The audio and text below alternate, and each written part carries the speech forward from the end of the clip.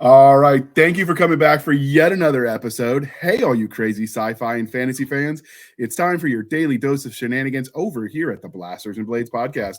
Just three nerdy veterans geeking out over our science fiction passions and fantastical fantasies.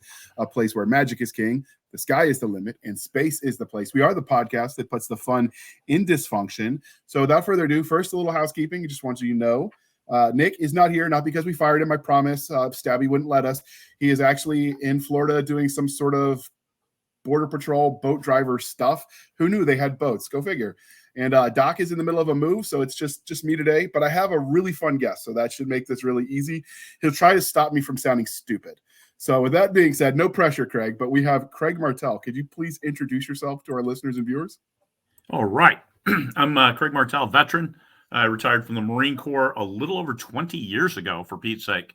And then I went to law school and got a law degree and did some of that stuff for a while. And for the last 8 years, I've been writing full time. So I'm a third-time retiree failure. And this is what I do. I write science fiction. I write thrillers. I've got a thriller on the other screen that I'm working on right now, the 5th book in my Ian Bragg series. However, and he's a Marine veteran, of course, because, hey, that's how we do it. But science fiction, that'll be the next book as soon as this one's done. I've got the 4th book in my Starship Lost series, which that hasn't run yet.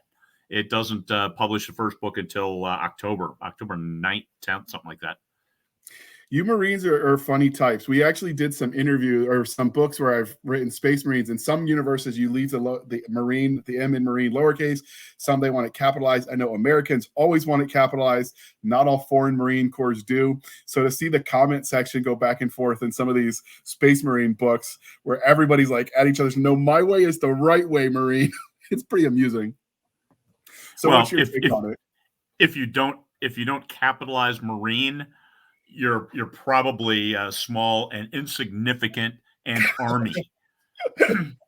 So no, I always capitalize Marine, and despite my first editor, I had to train her because she's like, oh no, Marine, it's like soldier, it's like Air Force. I'm like, hell no, it's not like that at all. So I always capitalize Marine, and a good friend of mine, John Hindmarsh, he passed away after writing the 4th book in his 6-book series.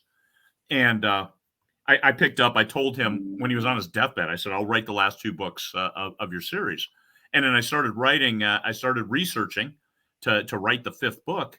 And I noticed that he had not capitalized Marine. So I said, no problem. I'm going to go back in and I'm going to fix books 1 through 4. So I went in, did a find, replace, and I capitalized all of them and then re-uploaded them and then wrote books 5 and 6 with Marine appropriately capitalized, of course. John was Australian, so I forgive him for that. However, we fixed it. So my mom spent her career working for the Department of the Navy in the Safety Center. And the first time I wrote in a world where they didn't capitalize it, which was the Galaxy's Edge, their Space Marine is lowercase. Her old boss called and he's like, no, this is not acceptable. You will call your bosses and tell them to fix this or else. I'm like, yes, sir. Because that's what you say to Marine colonels. You just yes, sir. Well, one of the things I looked at it from a business perspective as well, and people use Marine because they're trying to capitalize on that mystique, the stigma, the feeling that people have when they read about Marines, even if it's 500 years in the future. If it's 500 years in the future, call it something else. But if you're going to call it Marine, you're trying to build off what the Marines in the 20th, 19th, 18th centuries has built. So if you're going to do it in that case, capitalize Marine, because the only thing you're going to do is lose readers. You're not going to gain readers by not having Marine capitalized. I mean, if you say soldier and not capitalize it, or Air Force person and not capitalize it, or sailor and not capitalize it, you don't create the same kind of animosity from a readership.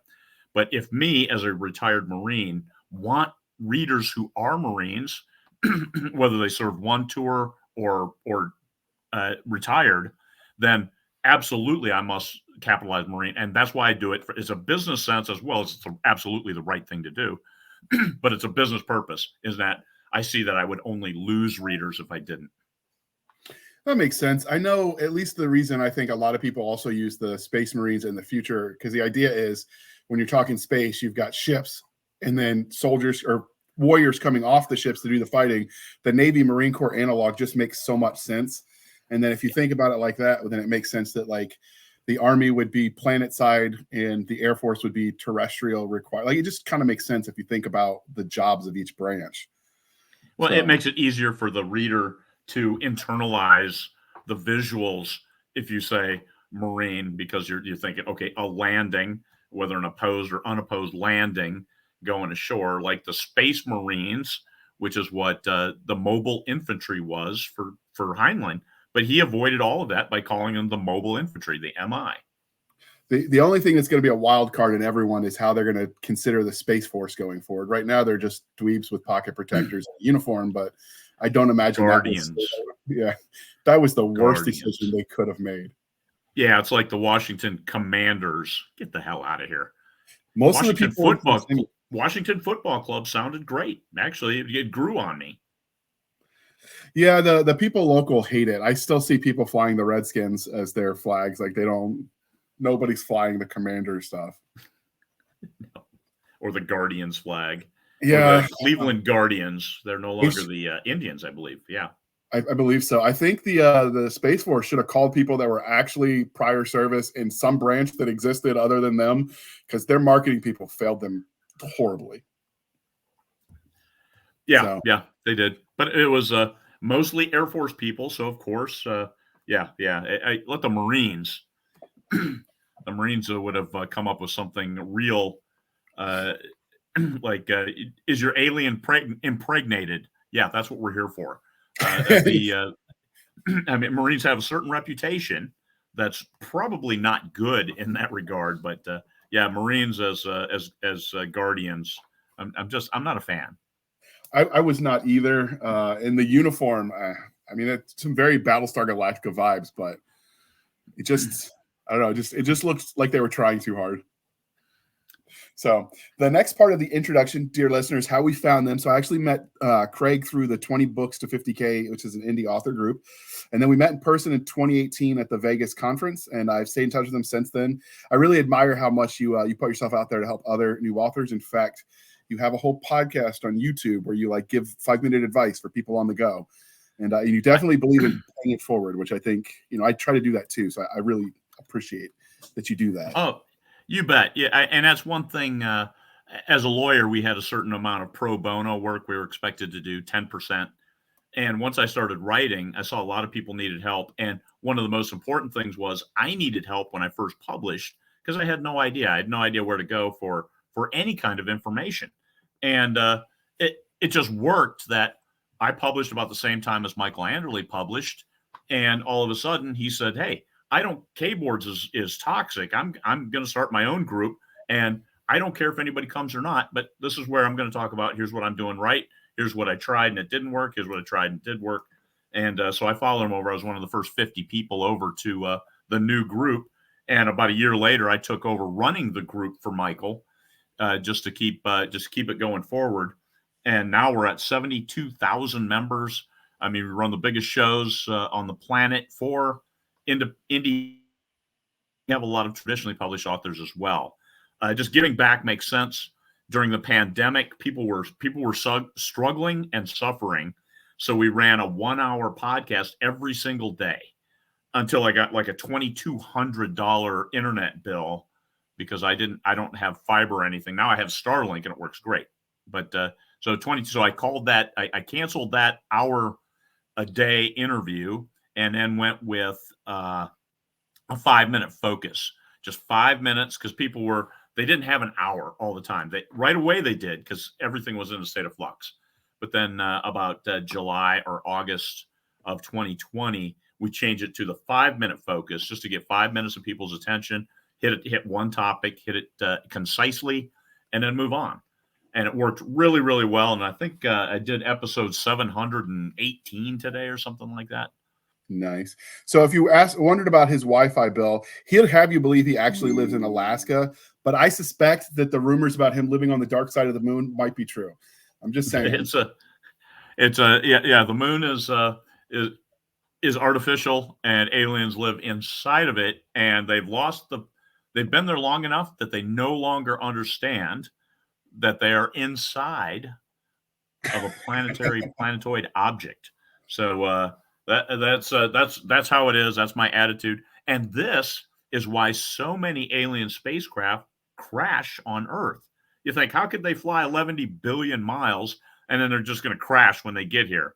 Well, they didn't. They only flew from the moon because these are the heretics who escaped the evil clutches of the overlords who now rule inside the moon. So that's why. So these are craft that really are barely space worthy, and of course they're going to crash because that's what they're intended to do. To just get the hell away from the moon. So that's my theory, and I write science fiction. It's like the wet feet, dry feet with Cuba, right? Like they just got to touch down. They're good. And if you ever this is a perfect example, dear listener, when people ask an author, like, how do they ever come up with their ideas? It's like, no. How do you turn them off so you can focus on whatever you've got to write? Because it's never a problem of too many ideas. Yeah, you can't stop them from coming up with these crazy theories. Yes, I do watch Ancient Aliens, and I think almost all of their theories are wrong. However, in the end, I really think they're right. That we are not alone. I mean, mathematical probability says that we probably. The other part that gets people is everyone thinks alien and they think like sentient and ET. But I mean, technically, if we find an amoeba on Mars or any other planet, that's alien. It doesn't have to be thinking. Which they've already found. They've already found bacteria and stuff on Mars. So we're not alone. The question they have to determine before they can declare it alien life is if that was introduced by us when we sent the probes and stuff up, if we've polluted the environment. But they did. I don't know if you've noticed, a windstorm knocked the rover around, and they actually found what looks like, Nick, could be happenstance, but it looks like a mollusk shell that was fossilized. They don't know if it's an actual shell or sometimes nature just happenstance. It could just be rock formation for a billion reasons, but it does fit because we found life in very inhospitable places like the Yellowstone Flats with the sulfur-based life form. And a spelunker was diving in an ice cave under the Antarctic, and he found life below where we thought anything could possibly live. So, like clams who are on volcanic vents in the Pacific Ocean at extreme depths, and they build like an iron shell, but it's a living creature that lives in a volcanic vent that's like 700, 800 degrees. Yeah, it's crazy. Life adapts. What was it they said on Jurassic Park? Life finds a way. So, but while we did ditch the script, dear listener, we didn't leave the most important part, sir. So we've got the religion question for you. Are you ready for this? Probably not. Stargate, Babylon 5, or Battlestar Galactica? Which Battlestar Galactica? Dealer's choice. You get to call it. All right. I tell you what, from a science fiction author perspective, I do like Stargate because of the open nature of the episodes, and the episodes are self-contained. Battlestar Galactica, you're watching it, you can't really watch the episodes in a vacuum, whereas Stargate, you kind of can. They have threads, but they're still standalone episodes. What was the other one? We have Battlestar Galactica's Babylon 5. Now, Babylon 5 is a great show. It's a great show. It was, considering the time it was made, the graphics are incredible. And Jakar and Londo, Andreas Katsulas and Peter Jurasik, I think they made that show. I think they, as actors, superseded everyone in regards to the quality of their acting. The storylines were incredible.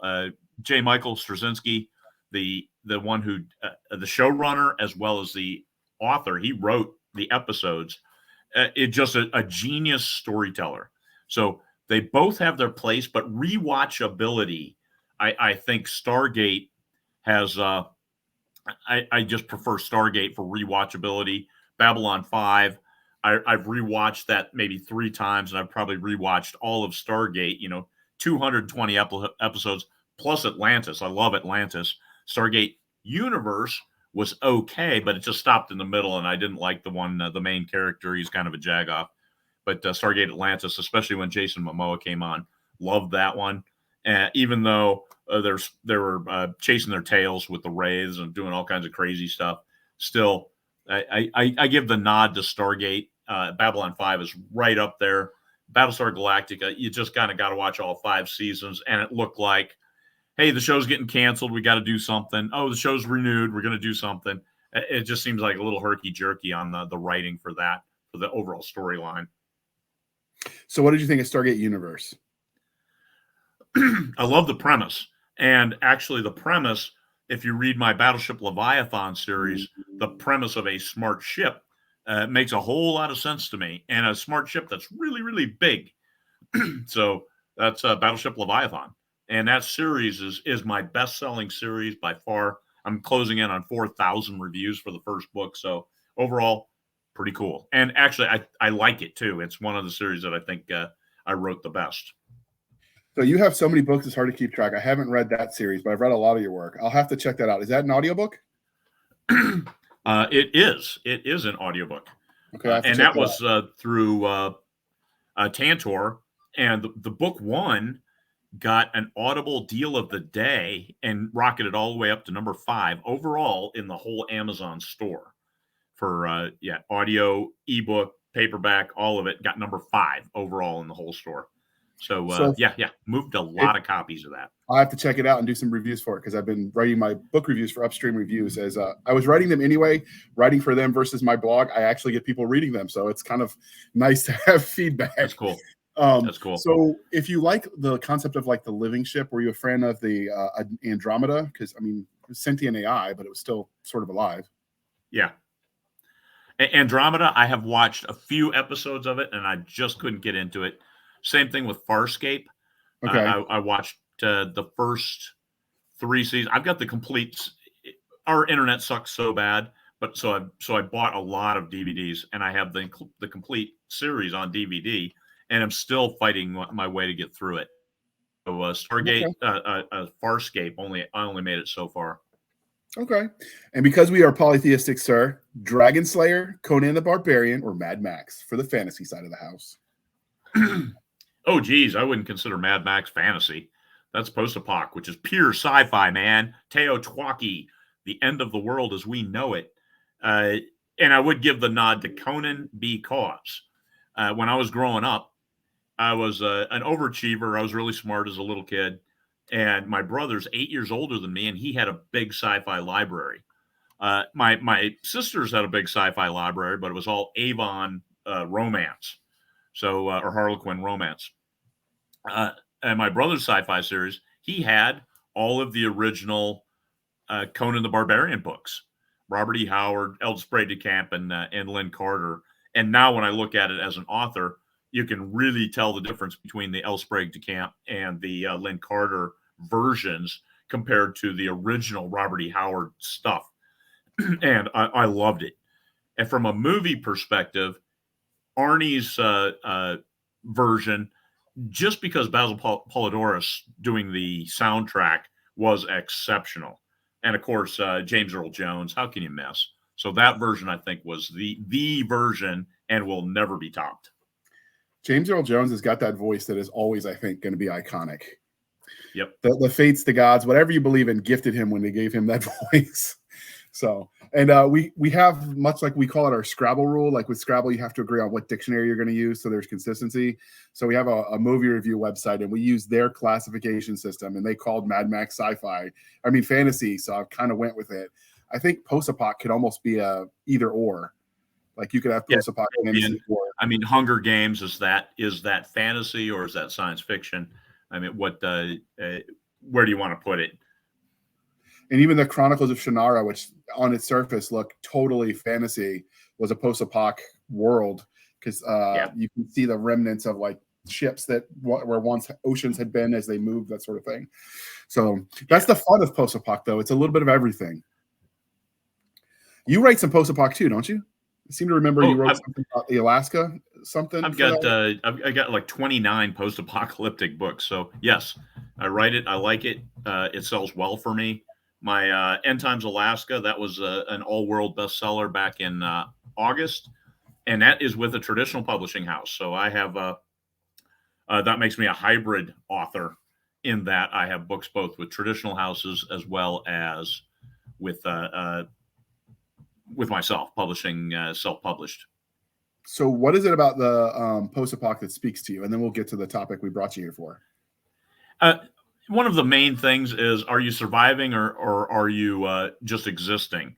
And you got to do more than that. So just being alive, that's cool. But I'm all about accomplishing something, doing something a little bit different, being better than you are. So what will you rebuild and how will you rebuild it? And that's the whole premise behind End Times Alaska, which is 4-book series set right here in Fairbanks and the local environs, and has sold really well and still continues to sell really well up here. Okay. Well, normally we would have a whole slew of getting to know you questions, but one, we threw out the script because you asked us to, dear listener, dear viewer. And also Craig's been on a few times. So does he really need to say the same thing all over again? It'd get boring, I promise. So instead, we're going to pause for a moment while we talk about the commercial, which is really easy for you because he's sponsoring this episode because you're so generous. And the sponsor is going to be the International Association of Sci-Fi and Fantasy Authors.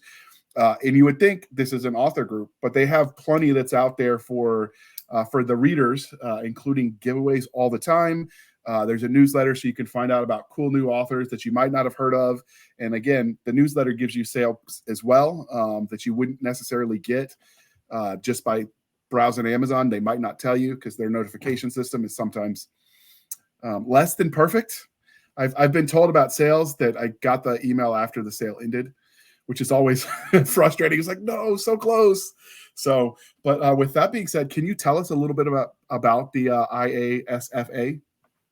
Yeah, I wanted a place where we focused on making sales for science fiction and fantasy authors, not just and no awards. I'm hugely anti-award because I think that creates divisions.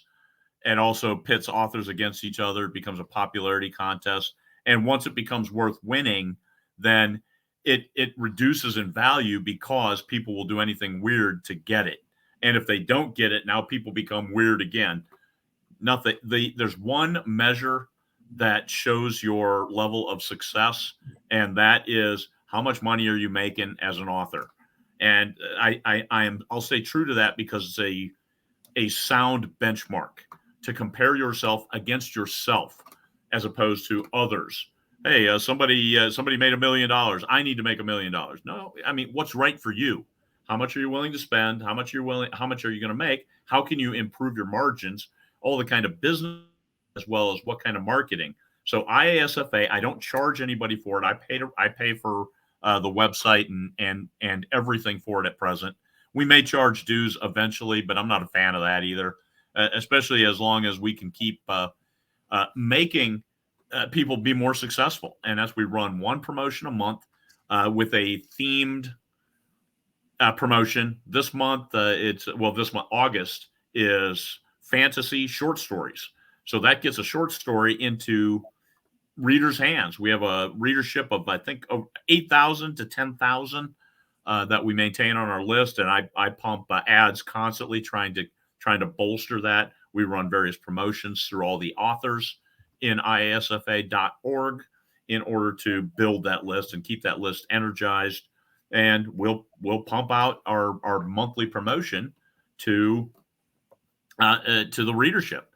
So that's and then we have questions regarding sales opportunities and how to market. It's some people think, hey, I wrote one book, I need to market it. Well, the best way to market that first book is write the second and third book. That's how you market. You have more than one book. If you have one book and your whole focus is on selling it, then you become a marketer and you're no longer an author. I like authors being authors. So since I sponsor this organization and I pay for everything to run it, I'll make the mandates and the dictates that it's for authors who want to keep writing and authors who want to make money. You're one of the one who reminds people that, when you look at some of these sales numbers, it's great if you brought $1 million in, but not if you had to spend $2 million to do it. So it's sometimes it's about sustainability in the long term, because sometimes you got to get the return on investment. But one of the return on investment you as listeners and readers is that they do have that newsletter where you can sign up. And if you are like me, grew up on the Reader's Digest version of stories when you were younger, and you love short content, this is a place that loves it too and is trying to bring it back. And since there are not as many markets as we would like for that content, Craig has, as long as I've known him, been a proponent of that as well. In fact, he does the Expanding Universe, which he's published 2 of my short stories anthology series. Is that going to move over and be part of the IASFA, or is that going to stay as part of 20 books? No, it was never a part of 20 books. Oh, wasn't? Okay. It was. It has been IASFA exclusive for 2 years now. Okay. So number 8 and number 9. Number 9 publishes in 6 weeks. Okay. I think September 11th it goes live. It's on pre-order now. We're collecting the stories. We've been working with authors for 6 months now, getting submissions, canvassing them, because we have a quality standard and we want high quality short stories for the Expanding Universe. So TEU 10 would be September next year if we do it. I always wait, make sure that we're doing okay. But like the short stories, promotions that we're running with the group, science fiction was in June or in July, and fantasy will be in August. Once a year, we run each of the genres, and they're broad, all of fantasy, all of science fiction.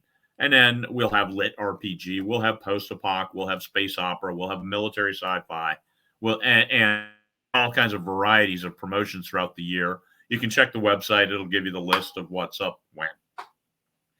Yeah, that's one of the things I like when it comes to, at least with the author business. It's not, I mean, it's cutthroat in that, you have to make good contracts and such, but you tend to get the idea of the rising tide lifts all ships. So people tend to help each other more, which is kind of makes it more community, which I like, because in theory, I publish anthologies, you publish anthologies. The traditional business model might say we should be at each other's throats because we're the competition, but I pimp yours and you pimp mine, and everybody wins that way because it builds the market. Yeah, we're not incompetent, and that's the readers can read a hell of a lot more than we can write. Because I submitted a story for yours, and it's accepted, and I think it was a damn good story. So I enjoyed it. I hope it resonates well with your readership, and I hope your readers come over to my other books, my backlist, which is over, I don't know how many books, 130. I have well over 100 books published. And that's one of the things when I talk about Craig paying it forward, like he is a lawyer that's retired, but he's not my lawyer. We actually work with, what's the name of that company? LegalZoom, and they're generally great, but sometimes those lawyers don't understand IP law. So when he looked at the contract, he's like, yeah, this doesn't mean what that lawyer thought it meant. And he helped us fix it and didn't charge us, just authors helping authors. So, and that's the kind of thing you get with this organization as well. They if you're an author, it's great to be part of it. They do fantasy and sci-fi. And if you're a reader, they're always giving you new content. And I know we get lots of your letters, dear listener, dear viewer, saying, I've listened to or read all of the commercials you air and I need more. Well, sign up for this newsletter and you get more. So, and we only send one newsletter a month. So we're not going to inundate you or overwhelm you. And it's on the first day of the month's promotion. So you can look on the website and find, hey, here's where it is. And that's everything you need to know. And you'll get a newsletter on that day only during the month. And it'll have a bunch of stuff for free or 99 cents within it, as well as some other conversations with authors and then new releases. We have a new section for other new releases from authors within that month. I know at least 20 of our listeners personally that are readers that came over when I started the podcast that read literally a book a day, a novel a day. So when we say they read more than we can write, we mean it. I don't know anyone that can write a novel a day. I mean, I'm sure there's somebody, but could they sustain that every day? Probably not. Yeah. So, and we're talking longer novels, not the old standard where 40,000 was a novel, like proper novel. Brandon Sanderson ruined the market for novels. Like people want. Yeah. I tell you what, I still write 70,000, 70 to 80,000, and that's about it. I just coming in bigger. I mean, the biggest book I wrote was 137,000 words, and it just went on and on and on. The target for that one was only 100,000, but I had multiple main plots, and it was the last book in a series that was tying everything together, and it's just a brute. Yeah, I like longer stories, but not if it feels like they're dragging it out and getting paid by the word count. Like Dickens ruined that concept for me, where Yeah, he was paid by the word, and you could tell when you read it. and you could tell. Yeah, I enjoy longer stories, but if the story is concise and tells a good one, I don't mind buying the second book to get the story to continue. Because obviously authors got to get paid too. Yep. Which is the beauty of subscription services, like Kindle Unlimited and some of the other. Barnes and Noble actually had a news article out talking that they were considering something similar. Yeah. They've said that before, so time will tell. Yeah, Barnes and Noble it's like they stopped being serious. They're serious about in person again. Their sales have picked up and they're no longer on the brink of immediate death. But Apple stopped being serious about books. Kobo Plus is live now, and but Kobo only has less than 1% of the market share. But that's a subscription service where you don't have to be exclusive to Kobo. Just unfortunately, with Amazon and their business model, you have to be exclusive with Amazon to be a participant of the Kindle Unlimited program. Yeah, the Smashwords seems to be growing, and they've got a decent variety of people. If you're looking for kind of niche content on various genres, like if you're only going to read the romance with yetis and dinosaurs and I don't know aliens, like that kind of stuff, you can almost always find those weird niches. And I don't say weird in judgment, people. You do you, but that kind of stuff's always over on Smashwords too. Some of the stuff that Amazon might censor for reasons that make no sense to anyone but their robots, you can find on those kinds of places, which is cool. Now, when you do your newsletter, is it all Amazon centric or do you list all over? I am almost exclusively on Amazon, and every time I run a special, it's Amazon. So I put it there. If I have it elsewhere, then that'll show up on my Universal Book Links. Okay. But I'll also state it. But that is extremely rare. I am pretty much all in with Amazon. That being said, I publish on Amazon with 5 different publishers. So if for some reason I had an issue with my account, I got 4 other publishers publishing my stuff, and I will still get revenue. And I doubt we're all going to lose our accounts at the same time, because and we'll get them back because I'm not doing anything shady. So just have to maybe go back and forth a little bit. Yes, I own the copyright on this, and this is my stuff, and whatever it takes. Now, some of the times we get from readers, because I've gotten this in my own newsletters, when you post links for you, is it a link that you get a little bit of percentage where it's beneficial for the reader to click the link from you, or if they see it, they just go look it up on their own? Does it help you if they click your links instead? No, I do not do affiliate links at all in my newsletter. I used to, but then Amazon changed their rules in using it. And I posted a review once on Facebook, and Amazon immediately sent me a message saying, "Oh, we don't like this review that you've posted, and it could affect your affiliate." I'm like, "Hey, no problem. Cancel my affiliate account, because I am going to post about stuff with my books." So, and I understand the reviewer owns the copyright of their review. Yes, but once they publish it with attribution, there it is. You can do that. So yeah, I canceled my affiliate account. It wasn't making enough to be worth the while to be under Big Brother's thumb. So I'm not. I use no affiliate links. If I have a link, it's generally directly to my book. I know some of the people do a lot on their phones these days. So I know people that'll just take a screen grab, snap a picture of the screen on their phone and then just come back to it later, kind of thing. Yeah. I used to do that, and I realized I always forgot to go back to it. So at this point, I just leave the email unread till I'm at my desktop. But so when you do the newsletter and you're talking about the books, as we're trying to keep this focused, because most of our audience are readers or listeners, are you focusing mostly on ebook, or do you also do sales for like print and audiobook? Yes, I do. I do all of them depending on what's on sale and what's available. Best value. Best value for everybody is getting that first book either free or for 99 cents, because you can look at it. You're not all in where you paid $6.99 or $7.99 for a book. Like my thrillers are priced up there now at $6.99 and $7.99 each. So that's a fairly hefty price tag for somebody to get in and check it out. But I'll run a sale, 99 cents, so you can get that first book and look. or you can join my newsletter where I give an audiobook as well as like a full-length book and 5 short stories. So a lot of opportunity to look at my stuff, listen to it at no cost, and say, yes, I like that style. No, I don't. And that's it. So I'm not, I don't want anybody being surprised, because in my newsletter, the onboarding sequence of 5 emails that you'll get, you're going to find out that I make my money off selling books. So the free books that you're getting during this sequence, those are just to make sure that you like my style at no risk to you besides your time. And I explain that over the course of the 5 emails, and I have a really good retention rate. If somebody gets that 5th email, they're coming on board and staying on board. Speaking of art, and we were mocking the Space Force earlier, I really like the logo that you had designed for the IASFA. That's a mouthful to say really fast. So Yeah. How did you come up with that? Because that has definitely a very military vibe, and I really like it. But it has the writer, kind of the keyboard, all that in there as well.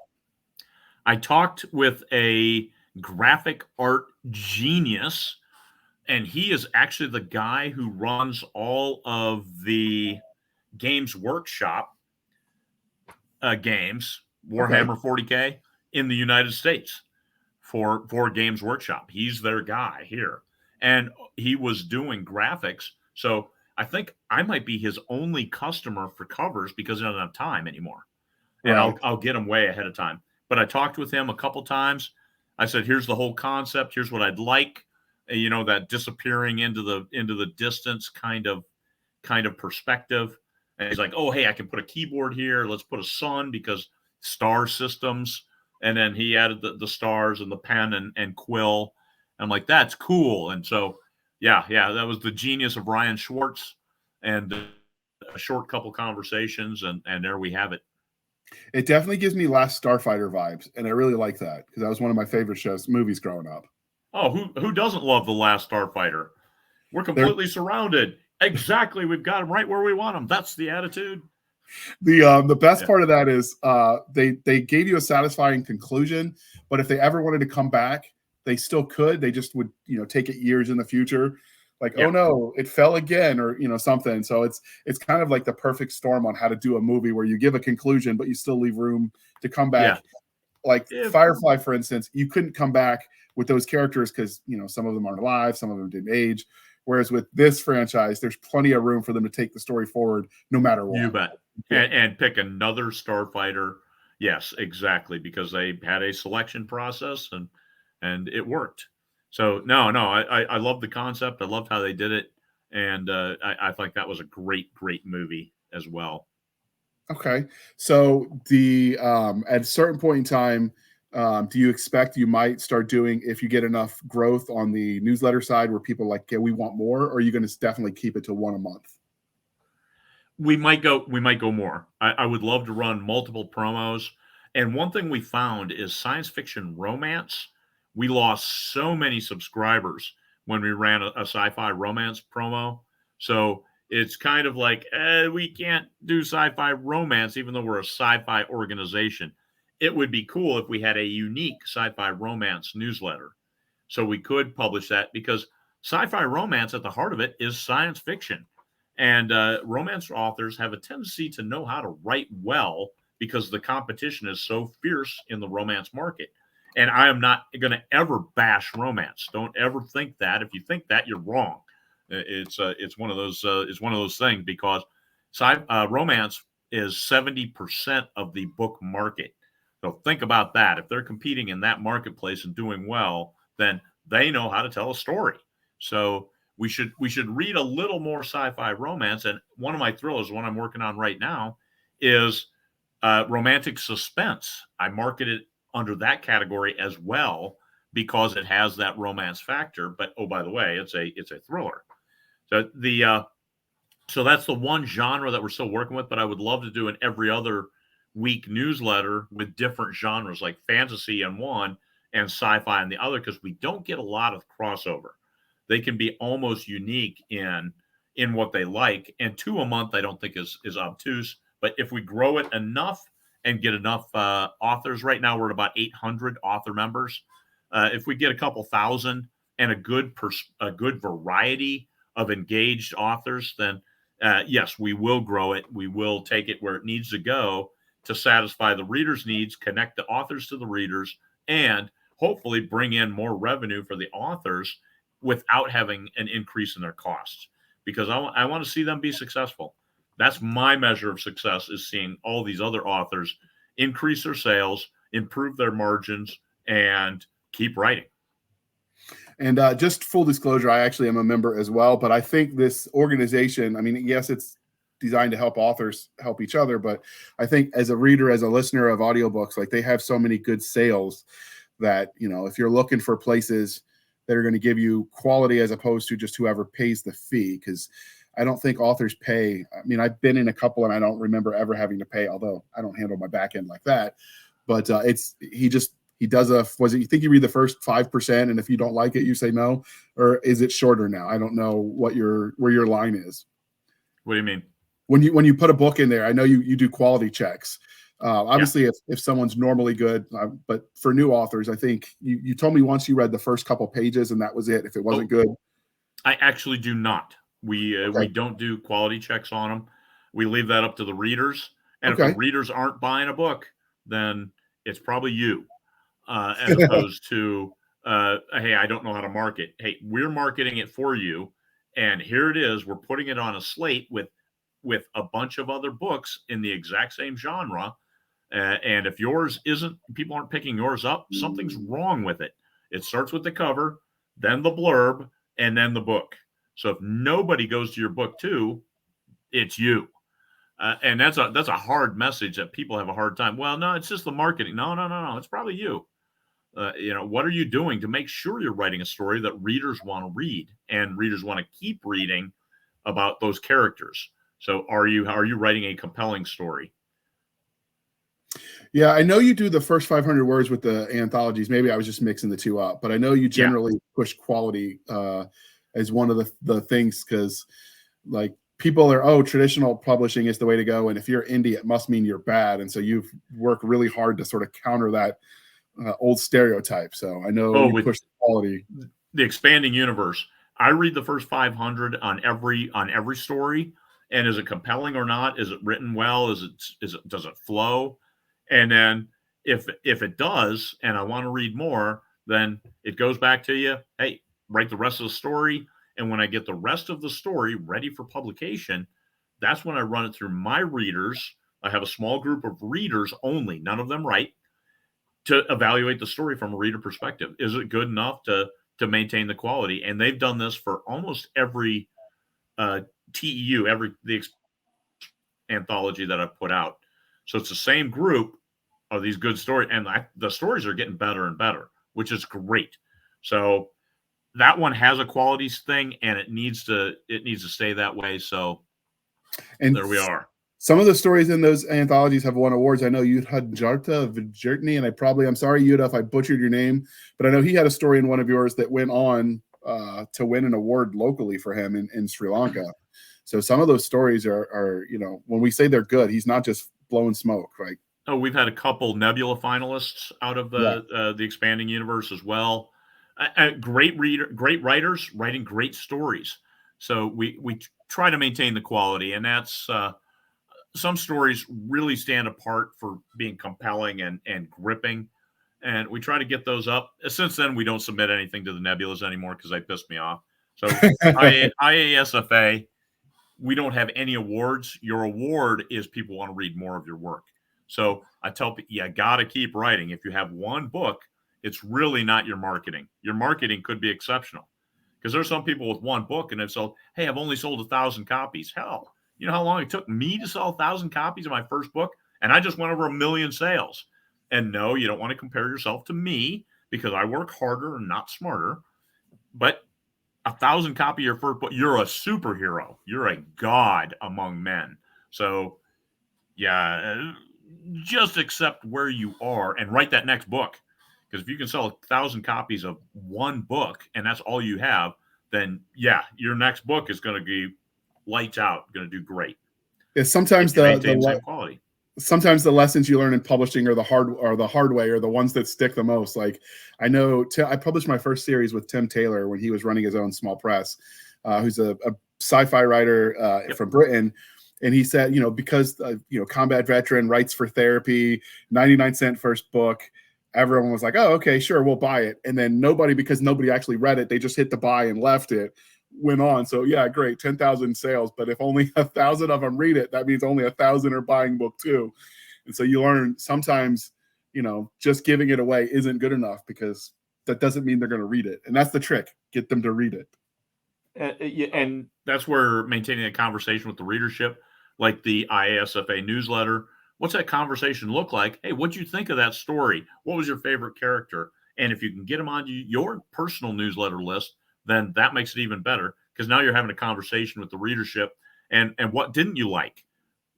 What do you expect to see in the next book? What do you expect to see in the series? What do you expect to see from a new series? Having a conversation with the readership helps you deliver a better and more focused book that will then sell better. And this is what I've used over the 8 years I've been writing full time to write better books and deliver better books and make more and more sales. Right now, every new book I publish is worth, at least 20, my way up to 100,000 per book.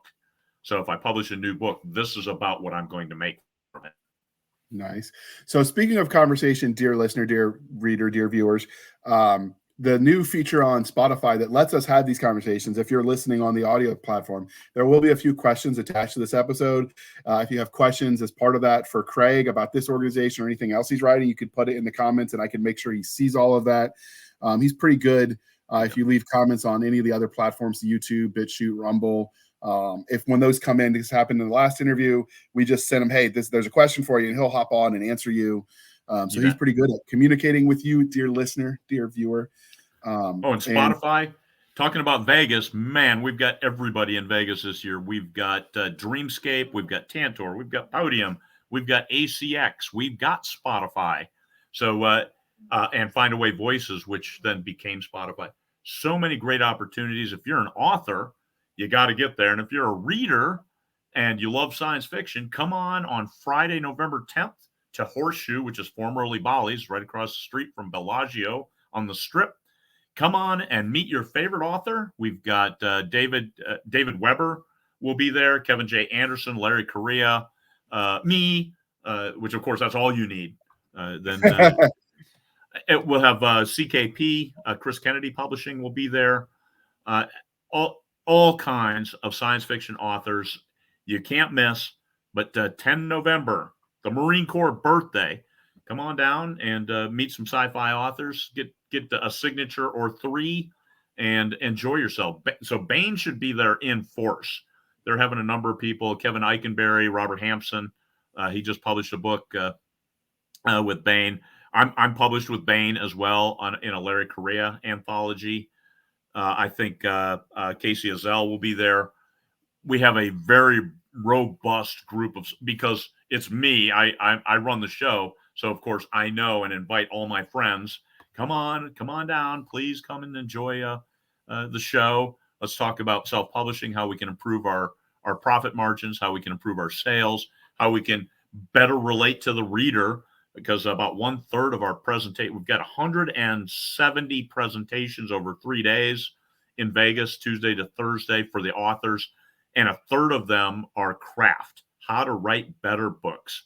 And that's with IASFA. That's one thing I push constantly is you got to write good books. Readers are discriminating. That's why I am not concerned at all about AI books flooding the market and books that are crap, because they're not written. They're derivative. They don't write with any kind of ingenuity, with any kind of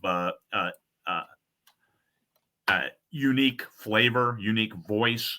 So I'm not worried about that, because readers will find the good authors and will keep coming back. And that's what I'd like to think, that I've written good books because the readers keep coming back to me, and they will pick up the next book, and they will pick up the next book and stay on board, join my newsletter and stay on board, because, well, they like seeing pictures of Stanley, my dog, but they also like the stories that are right. And if you follow him, he also sometimes shows cool pictures from Alaska, where he allegedly sometimes is when he's not on the moon.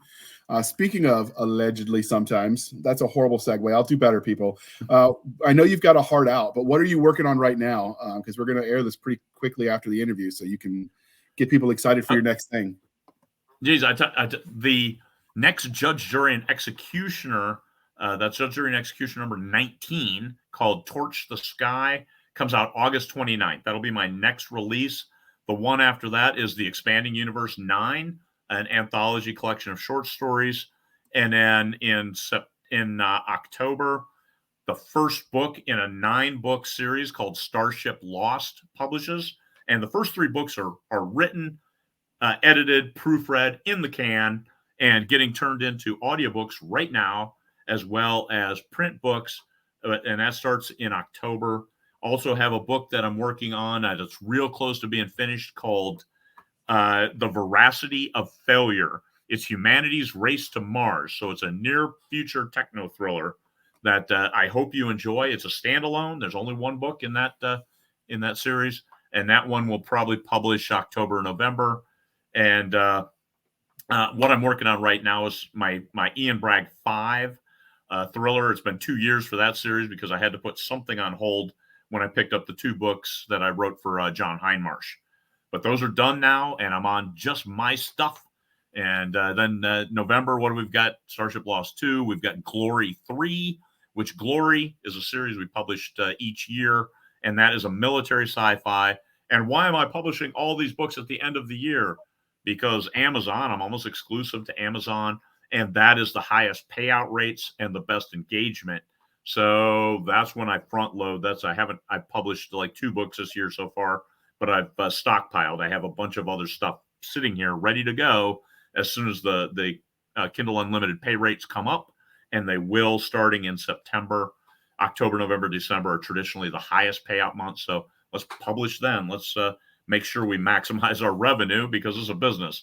And whether you get it in March, July, or October makes a big difference for how I get paid. Because if somebody reads the book, they're going to read the book once, and then you only get paid once, even if they go back and keep rereading it in Kindle Unlimited. So understand that's why we might hold off publishing until the fall, which is exclusively related to a payout from Amazon. I'm not trying to stiff anyone, but once you get into it, I think the first 5 books will be just 1 month apart. Book 2 is already on pre-order. Book 3 is on pre-order. Books 4, 5, and 6 will be on pre-order before you get to book 3. So you can just smoothly go from one book to the next. That's what I'm working on, JR. What about you, man? I'm working on 2 different series at the same time with James Ward. He's primarily writing one, and I'm editing it. It's a game-lit series, and then I'm working on one through the Wargate Publishing. It's a modern striker unit. It's modern to my time in service, so circa 05. Striker guard unit gets sucked into fantasy Egypt and fights the gods because we were ambitious. So we trade off. We edit over each other and pass it back and forth, and that way we don't have dead air. That's cool. So you mentioned I've written with Jim Ward. I've written a couple books with Jim Ward, and he has a great mind for imagination, for story elements. So bouncing ideas off him is incredible. So yes, I enjoyed that. And if you like gaming, he was there in the beginning, as they say. So that's always a good thing. Yeah.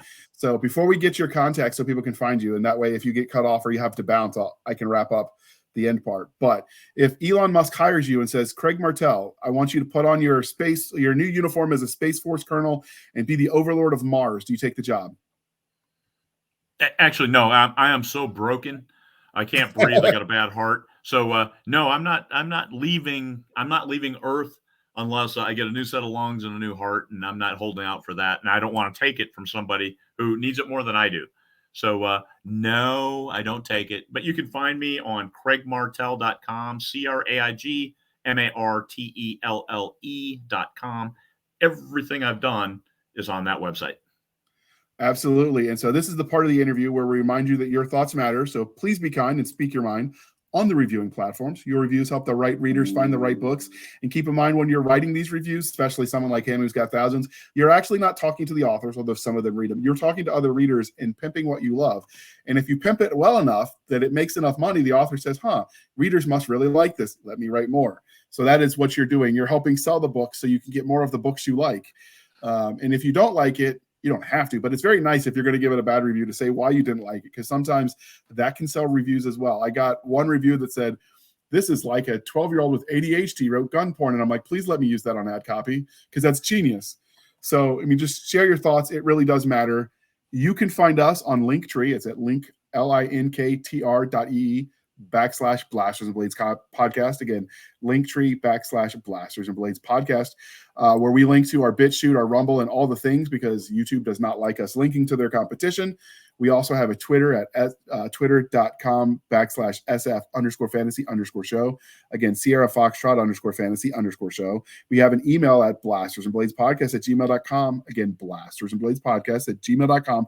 I promise we answer those letters. If you want to send hate mail, Nick Garber at blastersandbladespodcast.com. He loves to argue with people. So, you've got perfect competition right there. You can out argue each other in the email for funs and giggles and whatever people do for free time.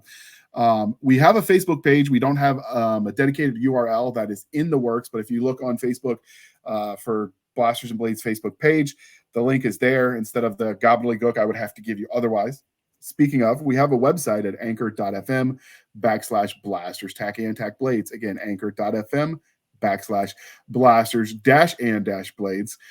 For as little as 99 cents a month, you can help support the show there, help keep the lights on. These shows aren't free to produce. For someone who's living on the moon, Wi-Fi is a thing. For the rest of us, the hosting costs cost money. So we appreciate your support. If you want to support the show more directly, buymeacoffee.com/author J.R. Handley. Again, buymeacoffee.com/author J.R. Handley.